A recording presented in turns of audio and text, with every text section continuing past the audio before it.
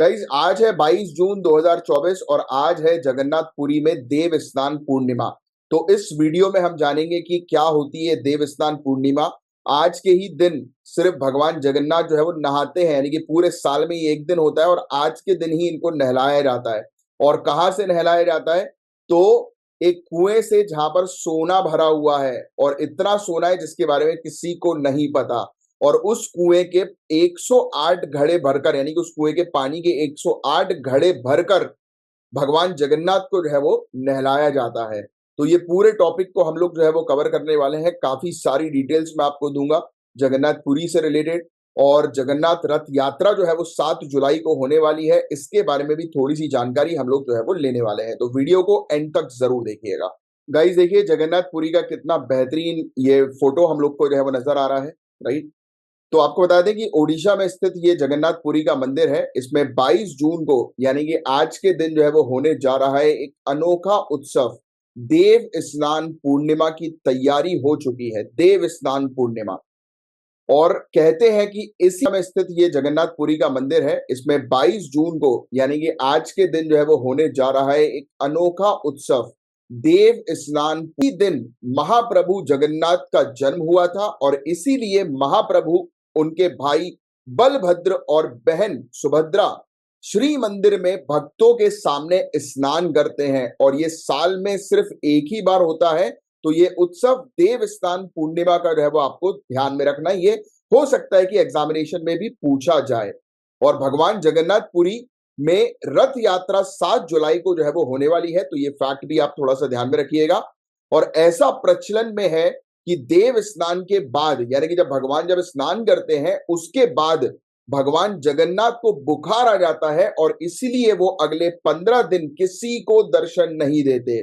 और जिस समय भगवान के दर्शन नहीं होते, यानी कि जिस समय जगन्नाथ भगवान के दर्शन नहीं होते, उस समय जगन्नाथ भगवान के एक शिष्य हैं, या कह सकते हो आप भक्त हैं, आलारनाथ। तो ये जो है वो दर्शन देते हैं। और रथ यात्रा से 2 दिन पहले गर्भगृह भक्तों के लिए खुल जाता है। और इस बार भी भगवान के स्नान के लिए सोने के कुएं से पानी लाया जाएगा। और जो ये सोने का कुआं है, इसमें सीमेंट लोहे से बना इसका ढक्कन करीब 1.5 से 2 टन के वजन का है। सोचो आप, जिसे 12 से 15 सेवक मिलकर जो है वो हटाते हैं। और जब भी कुआं खोलते हैं इसमें स्वर्ण ईंटें नजर आती है, यानी कि सोने की ईंटें इसके अंदर देखने को मिलती है। और इसी ढक्कन में एक छेद है जिससे श्रद्धालु जो होते हैं वो सोने की वस्तु जो है वो यहाँ पर जगन्नाथ में जो है वो डालते हैं, पुरी में।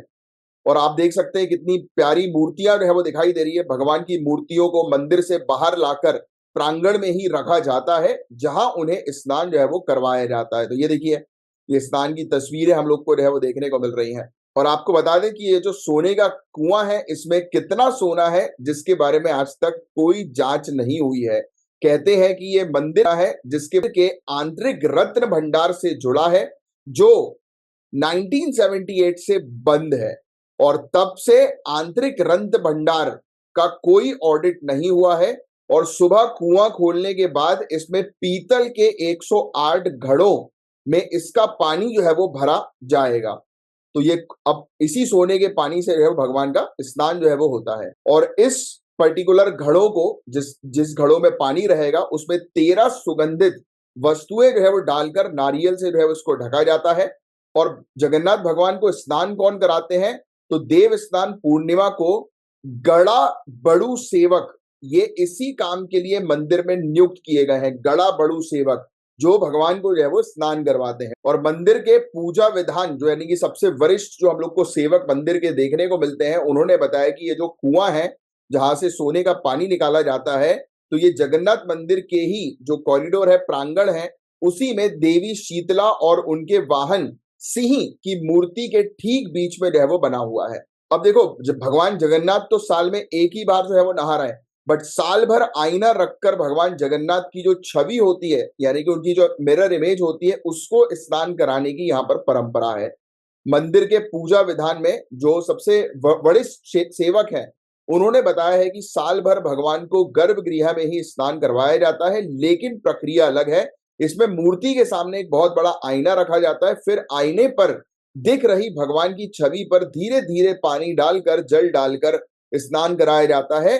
लेकिन देव स्नान पूर्णिमा के लिए मंदिर प्रांगण में ही मंच तैयार होता है, जिसकी फोटो मैंने भी आपको थोड़ी देर पहले दिखाई थी। और कितने मटकी जल जो है वो चढ़ाया जाता है, तो 108 जो सोने के पानी का कुआं है, तो उससे जो है वो जल निकाला गया था। 108 घड़े जो है वो निकाले गए थे।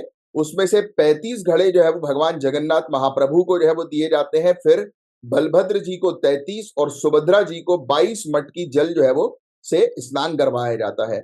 और बाकी के बचे 18 मटकी सुदर्शन जी पर जो है वो चढ़ाई जाती है। तो ये पूरी बेसिकली प्रक्रिया हम लोग को देखने को मिलती है। और आपको बता दें गाइस कि कोरोना काल में जो है ये हमें देखने को मिला था। ये जगन्नाथपुरी का पूरा कॉरिडोर है, तो आप देख सकते हैं ये हस्ती द्वार है, ये सिंह द्वार है, ये अश्व द्वार है, और ये हम लोग को व्याघ्र द्वार देखने को मिलता है। यानी कि 4 गेट जगन्नाथपुरी के मंदिर के हैं। इसमें से 3 गेट जो है वो ऑलरेडी बंद कर दिए गए थे कोरोना के समय पर, जो अभी खोल दिए गए हैं। ये अश्व द्वार जो आपको दिखाई दे रहा है, जहां पर घोड़े जो है वो आपको नजर आ रहे हैं। और आपको बता दें कि 7 जुलाई को जो है वो भगवान जगन्नाथ की यात्रा के लिए रथ जो है वो तैयार किया जा रहा है। 10 मई से 320 कारीगर दिन के 14 घंटे इन रथों को तैयार करने में लगे हुए हैं। और रथ बनाने वाले इन कारीगरों को भूई कहा जाता है। और रथ निर्माण की यह कार्यशाला जगन्नाथ मंदिर के मुख्य सिंह द्वार से महज 70 से 80 मीटर दूर है।